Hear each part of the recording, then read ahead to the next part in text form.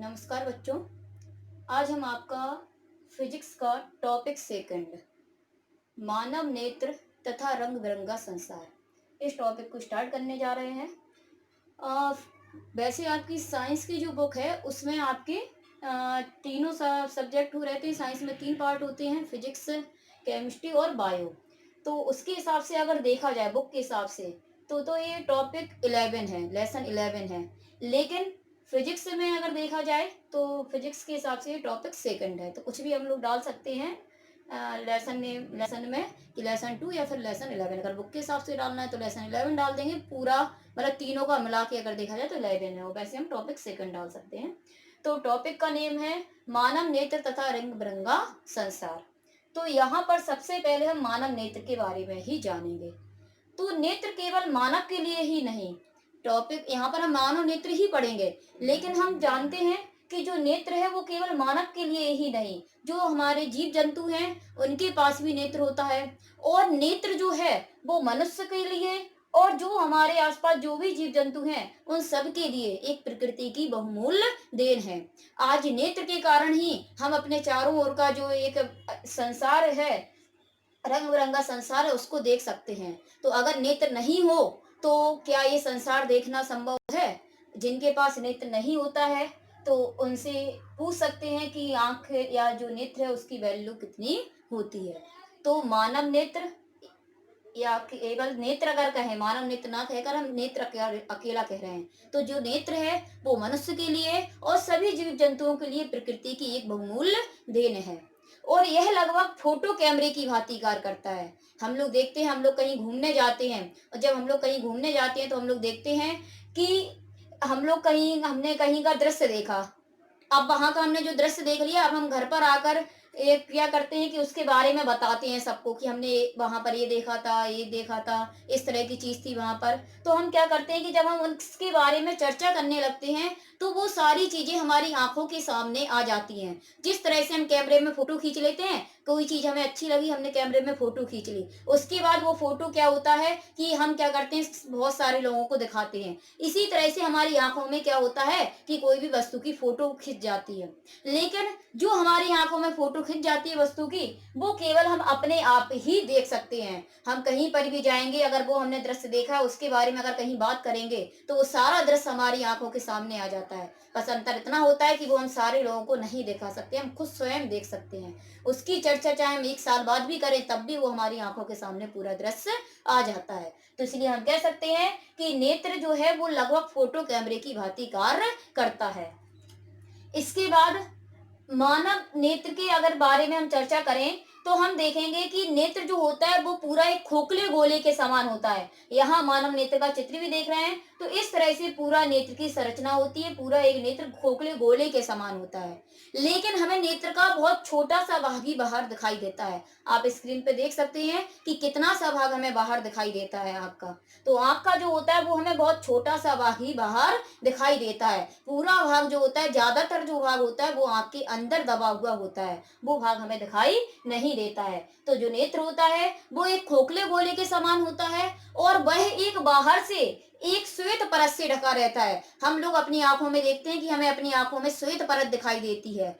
तो हमारी जो आंख होती है वो इस श्वेत परत से ढकी रहती है, और जो हम अपनी आंखों में श्वेत परत देख पा रहे हैं उस परत को ही कहा जाता है दृढ़ पटल। आप स्क्रीन में देख पा रहे होंगे कि श्वेत परत हमारी आंखों में जो दिखाई देती है वो कौन सी होती है। तो हमारी जो आंख होती है वो श्वेत परत से ढकी रहती है, हम लोग अपनी आंखों में देख सकते हैं श्वेत परत को, उस परत को ही कहा जाता है दृढ़ पटल। तो यहाँ पर हमने जो फिगर बनाया उसमें भी हम बता सकते हैं कि सबसे बाहरी जो परत है, ये बाहरी जो परत है इस परत को ही कहा जाता है दृढ़ पटल। और ये बाहरी जो परत होती है वो श्वेत होती है और अपारदर्शी होती है। हम अपनी आंख में देखते हैं कि ये श्वेत परत जो है वो अपारदर्शी है, इसके अंदर का हमें कुछ भी दिखाई नहीं देता है।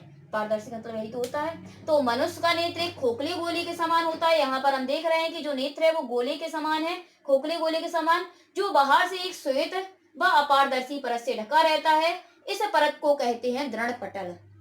आंख में सब लोग अपने इस परत को देख भी सकते हैं। अब क्या होता है कि जो बाहर वाली परत होती है तो वो तो अंदर वाले भागों की सुरक्षा करेगी, तो यह जो दृढ़ पटल होती है वो आंख के अंदर वाले भागों की सुरक्षा करती है। दृढ़ पटल के बाद आता है रक्तक पटल। रक्तक पटल क्या होती है कि दृढ़ पटल के अंदर होती है। अब दृढ़ पटल जो होती है वो तो अपारदर्शी होती है, उसके अंदर का तो हम कुछ देख नहीं सकते, इसलिए रक्तक पटल हमें दिखाई नहीं देती है। इस फिगर में हम देखेंगे तो दृढ़ पटल के अंदर हम देख रहे हैं कि ये जो झिल्ली लगी है, ये झिल्ली जो होती है वो काले रंग की होती है। इस परत को ही कहा जाता है रक्तक पटल। तो दृढ़ पटल की भीतरी पृष्ठ पर एक काले रंग की झिल्ली लगी रहती है, जिसे कहा जाता है रक्तक पटल। होता क्या है कि जो भी वस्तु से प्रकाश चलता है वो रक्तक पटल उस प्रकाश को ज्यादा से ज्यादा अवशोषित करती है। तो रक्तक पटल आंख पर आपतित होने वाले प्रकाश का अवशोषण करती है। तो ये थी रक्तक पटल। इसके बाद हम समझेंगे कॉर्निया। कॉर्निया क्या होता है? कॉर्निया जो होती है वो हम कह सकते हैं दृढ़ पटल में ही लगी हुई होती है कॉर्निया। ये आंख का सबसे बाहरी भाग होता है, कॉर्निया उठा हुआ भाग होता है। इस तरह से ये जो भाग देख रहे हैं हम उठा हुआ, इतना इतना भाग ही हमें दिखाई आंख का देता है बाहर। तो ये जो उठा हुआ जो भाग है यही हमारा कॉर्निया है। तो ये उठा हुआ होता है और पारदर्शी। जैसे हम देखते हैं कि कॉपी के जो ऊपर वाला जो पेज होता है, पृष्ठ होता है, उस पर एक व्हाइट कलर की पुट्ठे पर एक व्हाइट कलर की पन्नी चढ़ी होती है। तो वो पन्नी हमें दिखाई नहीं देती है, लेकिन अगर हम उसे निकालें तो व्हाइट कलर की उसमें से पन्नी निकलती है। हमें ऐसा लगता है ये मतलब एक पृष्ठ ही है। या इसी तरह से देखा होगा आपने कि प्याज वगैरह जो लें तो प्याज में क्या होता है, एक पतली सी पानी जैसी एक पन्नी चढ़ी रहे, मतलब एक परत होती है। तो उसे हम निकालें अगर तो हमें वो परत वैसे समझ में तो नहीं आती, ऐसा लगता है पूरी वही गुलाबी कलर की ही परत है। लेकिन अगर हम उसे निकालें तो एक पतली सी पारदर्शी परत निकल के आती है। तो उसी आधार पे हम कॉर्निया को समझ सकते हैं कि जो दृढ़ पटल होता है उसमें इसी तरह की एक पतली सी परत होती है जो पारदर्शी होती है, बहुत पतली झिल्ली टाइप की होती है, उसी को कहा जाता है कॉर्निया। और ये भाग जो होता है वो उठा हुआ होता है। जो भी प्रकाश आता है वस्तु से, पूरा प्रकाश, वो कॉर्निया ही नेत्र के अंदर प्रवेश करने देती है। तो वस्तु से चलने वाला जो प्रकाश होता है वो सारा प्रकाश नेत्र के अंदर कॉर्निया से होकर ही प्रवेश करता है। जब नेत्रदान किया जाता है तो नेत्रदान करने में क्या होता है कि पूरी आंख दान नहीं की जाती है। अब कुछ लोग जान समझते होंगे कि शायद नेत्रदान में पूरा आंख निकाल के और दान कर दी जाती है।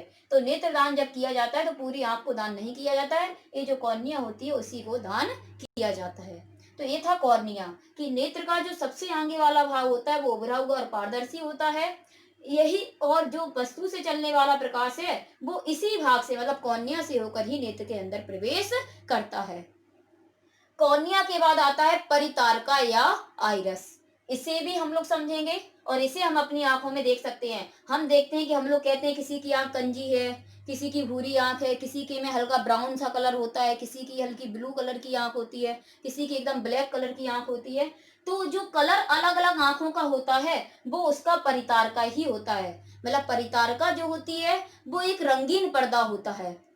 देखते हैं हम अपनी आंखों में ब्लैक कलर का हम लोगों को दिखाई देता है गोल गोल सा भाग। स्क्रीन पे आप लोग देख पा रहे हैं कि कौन सा भाग परितार का होता है, वो हम अपनी आंखों में देख भी सकते हैं। तो परितार का जो होता है वो रंगीन भाग होता है और अपारदर्शी होता है। चित्र में हम देख पा रहे हैं कि इस तरह से ये पर्दा लगा हुआ है, इस तरह से ये चित्र में बना हुआ है, लेकिन आंख में इस तरह से होता है, ये भाग होता है और इसके अंदर यहाँ पे एक छोटा सा और गोला होता है, स्क्रीन पे आप लोग देख रहे हैं। तो इस तरह का ये जो भाग होता है वो परतारका कहलाता है। ये रंगीन होता है और अपारदर्शी होता है। तो जो जिसकी आंख भूरी कहते हैं हम, कंजी आंखें हैं या हल्का ब्राउन कलर है आंखों का, तो सभी की आंखों का जो कलर अलग अलग है वो परतारका के कारण ही होता है। परतारका ही सभी की आंखों में अलग अलग कलर की होती है। तो हम कह सकते हैं कि जो परतारका है वो कॉर्निया के पीछे होती है। तो कॉर्निया के पीछे एक रंगीन और पारदर्शी झिल्ली का पर्दा होता है जिसे हम परतारका या उसी का दूसरा नाम होता है आइरस कहते हैं। अब हम देखते हैं कि परतारका और आइरस के बीच में एक छिद्र भी है। जब हम अपनी आंखों में देखते हैं तो इस तरह का होता है, इस तरह की ये परतारका होती है और इसके बीच में एक छोटा सा ये छिद्र होता है। ये छिद्र जो होता है वो कहलाता है पुतली। इसे पुतली को ही दूसरा नाम होता है नेत्र तारा, इसे नेत्र तारा भी कह सकते हैं। तो परतारका या आइरस के बीच में एक छोटा सा छिद्र होता है जिसे पुतली या फिर नेत्र तारा कहते हैं। तो हम लोग देखते हैं कि कभी कभार क्या होता है कि एकदम से ज्यादा से आंख में प्रकाश चला जाए, एकदम से आंख के पास टॉर्च जला दी जाए, या बहुत ज्यादा एकदम से कहीं पे धूप हो या ज्यादा रोशनी हो, वहां अगर हम जाएं तो एकदम से हमें आंख को सिकोड़ना सा पड़ता है। या ऐसा भी देखा होगा कहीं पे, जैसे धूप वगैरह में जब हम खड़े रहें और उसके बाद हम कमरे में अंदर आए या छत से नीचे उतर के आए, तो हम देखते हैं कि हमें एकदम से अंधेरा सा दिखाई देने लगता है और उसके बाद फिर नॉर्मल दिखने लगता है। तो ये हमारी जो पुतली है उसी की विशेषता के कारण दिखता है। पुतली की क्या होता है कि पुतली की एक विशेषता होती है कि यह हमारी आंख में एक सीमित प्रकाश को ही अंदर पहुंचने देती है। जब कहीं अधिक प्रकाश होता है तो अधिक प्रकाश में ये छोटी हो जाती है, तो इससे सीमित प्रकाश ही आंख में पहुंच पाता है, और जहां पर कम प्रकाश होता है वहां पर ये अपने आप ही बड़ी हो जाती है। तो पुतली की एक विशेषता होती है कि जहां पर अधिक प्रकाश होता है वहां यह अपने आप छोटी हो जाती है, और जहां कम प्रकाश होता है वहां अपने आप बड़ी हो जाती है, जिससे इसके द्वारा, जो पुतली के द्वारा है, वो आंख में सीमित प्रकाश ही पहुंच पाता है। तो यही कारण होता है कि जब हम ज्यादा रोशनी में होते हैं और उसके बाद कहीं नॉर्मल जगह पे आते हैं तो हमें एकदम से अंधेरा दिखता है, क्योंकि पुतली को समायोजित होने में कुछ समय लगता है। ये होता है उसकी चारों ओर की मांसपेशियों के कारण। तो पुतली समझ में आ गया होगा सबको। यहाँ हम अपनी आंख में इस तरह से हम देख सकते हैं कि ये बीच में इस तरह का एक छिद्र होता है जिसे पुतली कहते हैं, और यहाँ हमने जो चित्र बनाया है उसमें भी हम बता दे रहे हैं कि परतारका और आइरस के बीच में एक छिद्र होता है जिसे कहा जाता है पुतली या नेत्र तारा। इसके बाद होता है लेंस, क्योंकि हम देखते हैं कि हम आंख से कोई वस्तु देखते हैं तो वो हमें दिखाई देने लगती है, तो वस्तु का प्रतिबिंब बनता होगा जब तो हमें वस्तु दिखाई देती होगी। तो आंख के अंदर एक लेंस होता है, इस लेंस के द्वारा ही वस्तु का प्रतिबिंब बनता है। तो जो लेंस होता है वो दो ही उत्तल लेंस होता है। लेंस के बारे में तो हम पीछे पढ़ा चुके हैं आपको फर्स्ट लेसन में। तो ये जो लेंस होता है वो परतारका के पीछे होता है। यह लेंस दो ही उत्तल लेंस होता है। और ये जो होता है ये मांसपेशियों के द्वारा, यहाँ पर क्या होता है, कई सारी मांसपेशियां होती हैं यहाँ पर ये। तो ये जो सब मांसपेशियां होती हैं और इन मांसपेशियों के द्वारा यहाँ पर ये समायोजित होता है। तो क्या होता है कि ये जो लेंस होता है वो द्विउत्तल होता है और पारदर्शी ऊतकों से बना होता है। तो पूछा जा सकता है कि नेत्र लेंस की प्रकृति कैसी होती है, तो हम बता सकते हैं द्विउत्तल, या द्विउत्तल को ही बोला जाता है अभिसारी लेंस। तो हम अगर नेत्र लेंस की डेफिनेशन लिखें तो क्या लिखेंगे कि प्रतारका के ठीक पीछे पारदर्शी ऊतकों का बना एक द्विउत्तल लेंस होता है जिसे नेत्र लेंस कहते हैं, और यह मांसपेशियों के द्वारा आंख में समायोजित होता है। तो हम देखते हैं कि कभी हम आंख से, मतलब ऐसा तो नहीं है कि एक निश्चित दूरी की वस्तु ही देखते हैं, हम आंख से पास की भी वस्तुएं देखते हैं और आंख से दूर की भी वस्तुएं देखते हैं। तो ये लेंस जो होता है मांसपेशियों के द्वारा समायोजित होता है, तो मांसपेशियां सिकुड़कर और फैलकर क्या करती हैं कि इस लेंस की फोकस दूरी को बार बार समायोजित करती रहती हैं, जिससे हम पास का और दूर का आसानी से देख सकते हैं, क्योंकि दूर का देखने के लिए लेंस की फोकस दूरी अलग होनी चाहिए, पास का देखने के लिए लेंस की फोकस दूरी अलग होनी चाहिए, लेकिन यहाँ लेंस तो एक ही होता है। तो यहाँ जो लेंस जो मांसपेशियों के द्वारा समायोजित होता है उसके कारण क्या होता है कि उसकी फोकस दूरी बदलती रहती है, जिससे हम पास का और दूर का आराम से देख सकते हैं। हम देखते हैं कि जैसे जैसे क्या होता है कि एज बढ़ती चली जाती है, तो क्या होता है कि आंख से जो देखने की क्षमता है वो धीरे धीरे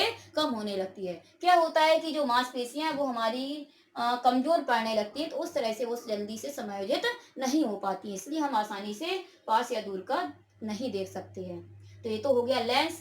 लेंस के बाद आता है हमारा रेटना। रेटना क्या होती है कि जो रक्तक पटल होती है, इस रक्तक पटल के अंदर एक और परत होती है, मतलब नेत्र कह दिया जाए तो परत से बना हुआ था, कई सारी परतों से बना हुआ होता है।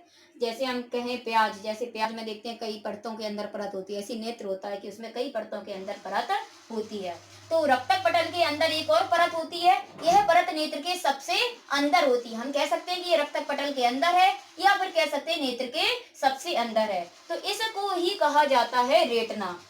और कोई भी वस्तु जब हम अपनी आंखों के द्वारा देखते हैं तो उस आंखों के द्वारा वस्तु देखने पर वस्तु से प्रकाश चलता है, प्रकाश की किरणें चलती हैं। वो प्रकाश की किरणें जो होंगी वो कॉर्निया के द्वारा नेत्र के अंदर जाएंगी, लेंस उसका क्या करेगा, प्रतिबिंब बनाएगा, और वो प्रतिबिंब जो बनेगा वो जाकर रेटना पर ही बनता है। तो कोई भी वस्तु का जो प्रतिबिंब होता है वो रेटना पर ही बनता है।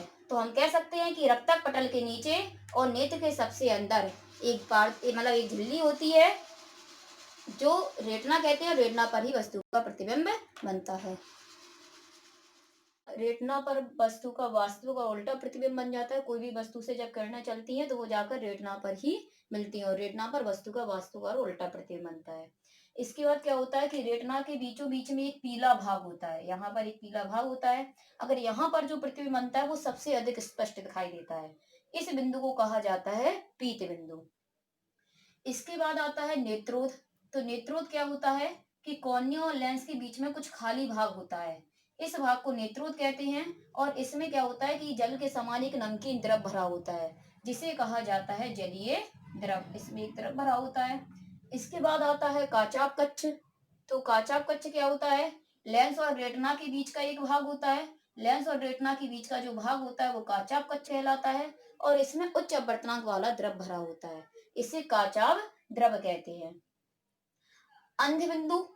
अंध बिंदु क्या होता है कि रेटिना पर तो बनता है वस्तु का वास्तविक और उल्टा प्रतिबिंब, लेकिन यह प्रतिबिंब हमें सीधा दिखाई देता है। तो ये प्रतिबिंब सीधा कैसे दिखाई देगा, तो यहाँ रेटिना पर जो भी प्रतिबिंब बन जाता है उस प्रतिबिंब की सूचना दृष्टि तंत्रिकाएं मस्तिष्क को लेकर जाती हैं। तो ये इसी स्थान से जो दृष्टि तंत्रिकाएं हैं वो मस्तिष्क की ओर जाती हैं। तो इस स्थान पर प्रकाश का कोई प्रभाव नहीं पड़ता है। तो यह बिंदु कहलाता है अंध बिंदु। और जब भी हमें वस्तु कैसी दिखाई देती है, सीधी दिखाई देती है। तो ये पूरी थी मानव नेत्र की संरचना। तो समझ में आया होगा मानव नेत्र के बारे में। अब सारी इसकी जो डेफिनेशन है वो आपको सीधा नोट्स मिल जाएंगे, तो उससे आप इसकी डेफिनेशन भी पढ़ सकते हो।